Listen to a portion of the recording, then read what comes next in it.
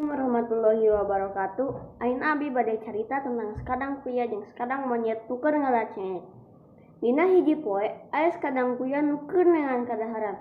Tapi di supula teu manggihna naon. Leuheut ke tengah poe manehna manggih takacau nu buah nangis asak. Tapi da kumaha teu bisa naek. Kulantaran kitu manehna bebeja ka sekadang monyet minta tulung ngomongna. Nyet, tadi urang manggih takacau nu buah nangis asak lah. Dan hanjakal teu bisa naik, cing tulungan atuh ke paparan. Di mana atuh? Cek si monyet.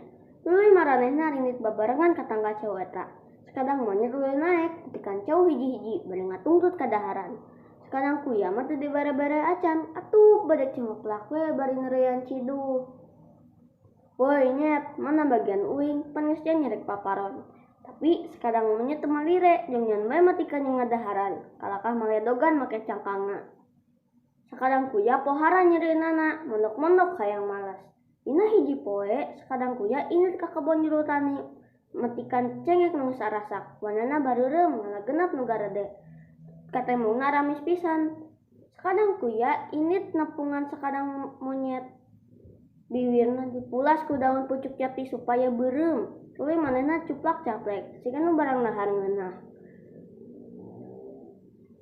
Kadang kuya maneh keur ngadahar naon uing menta cik ulah ngaganggu atuh urang teh keur ngadahar buah loa paparin ti dewata karaeun uing mah dahar nu kieu uing menta saeutik cek si monyet ai maksa-maksa teuing mah jika tuh nyokot we di deukeut tangkal caringin nu dibeakeun nya kusabab si monyet sarakah manehna langsung nyokot kabeh pas di tengah jalan aya geus beak aya beak palabuhan weh.